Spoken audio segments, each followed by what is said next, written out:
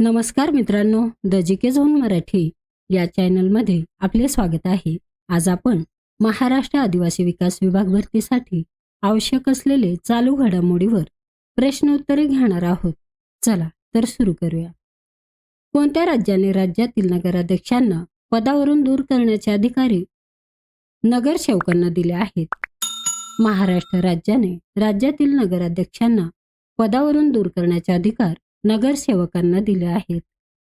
महाराष्ट्र सरकारने महाराष्ट्र नगर परिषद, नगरपंचायत आणि औद्योगिक नागरी अधिनियम 1965 मध्ये सुधारणा केली आहे. या सुधारणेनुसार आता नगरसेवक अविश्वास ठराव, नो कॉन्फिडन्स मोशन दाखल करून नगराध्यक्षांना पदावरून दूर करू शकतात. यापूर्वी नगराध्यक्षांना पदावरून दूर करण्याचा अधिकार शासनाला होता. महाराष्ट्र सरकारने 2023-24 चे शिवछत्रपती क्रीडा पुरस्कार जाहीर केले असून जीवन गौरव पुरस्काराने कोणाला सन्मानित करण्यात येणार आहे?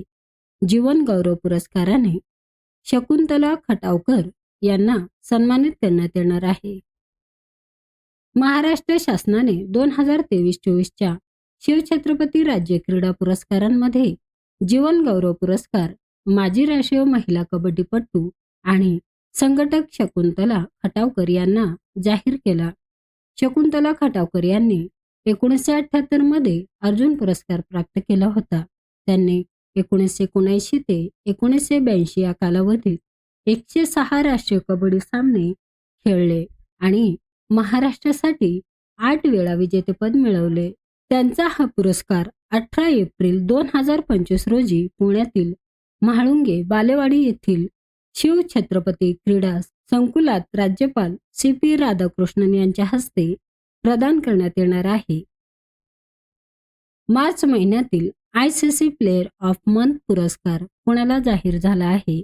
मार्च महिन्यातील ICC प्लेयर ऑफ मंथ पुरस्कार श्रेयस अय्यर यांना जाहीर झाला आहे.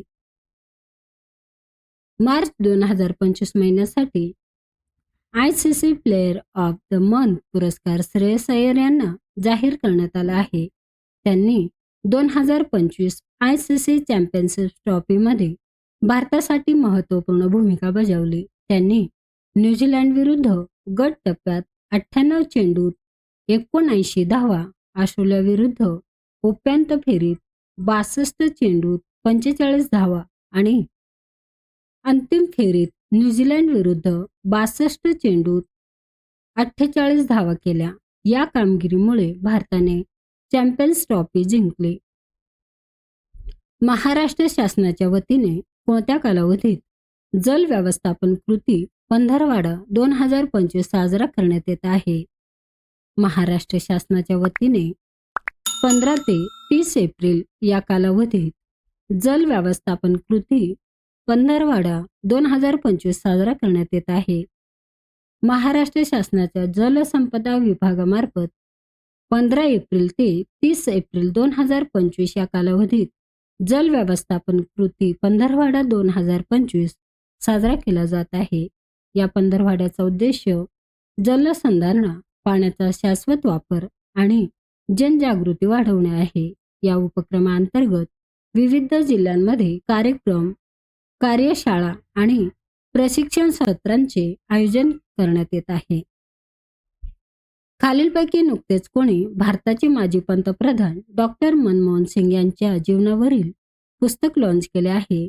खालीलपैकी मोंटेक सिंह अहलुवालिया यांनी भारताचे माजी पंतप्रधान डॉक्टर मनमोहन सिंग यांच्या जीवनावरील पुस्तक लॉन्च केले आहे.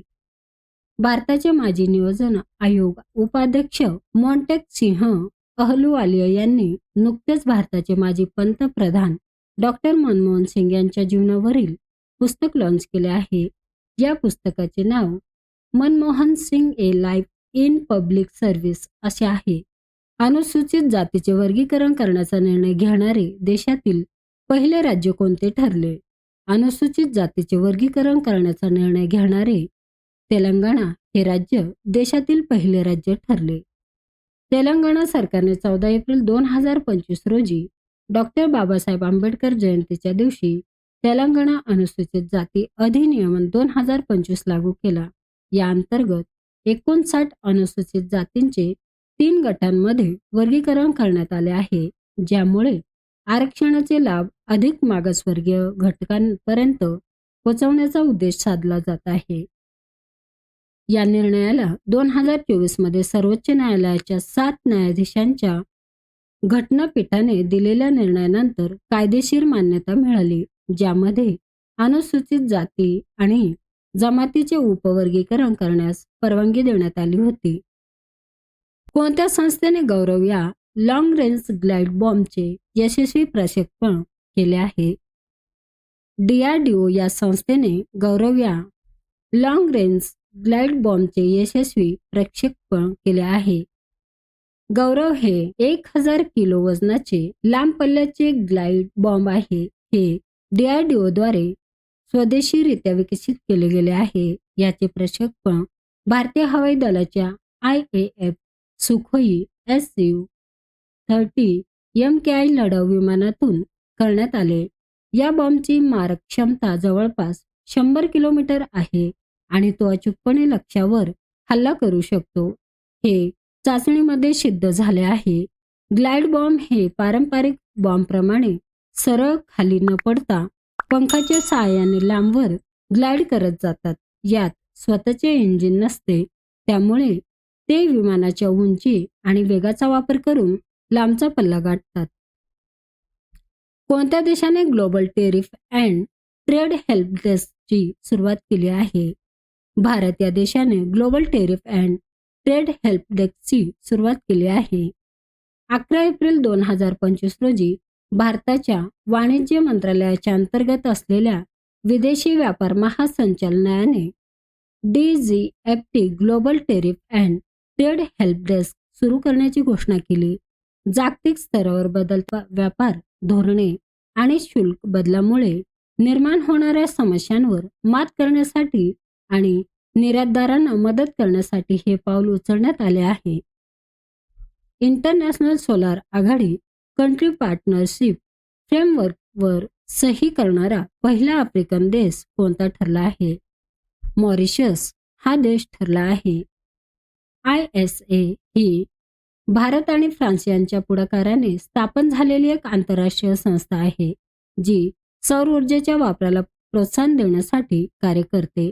मॉरिशसने 2017 मध्ये ISAच्या फ्रेमवर्क करारावर सही केली आणि त्यानंतर लवकरच त्याची रॅटिफिकेशनही पूर्ण केली, ज्यामुळे तो ISSचा स्थापक सदस्य फाउंडिंग मेंबर्स बनला.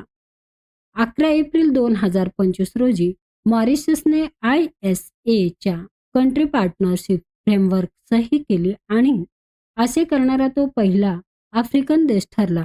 जागतिक स्तरावर बांगलादेश, भूतान आणि क्युबा यांच्यानंतर मॉरिशस हा 4था देश आहे.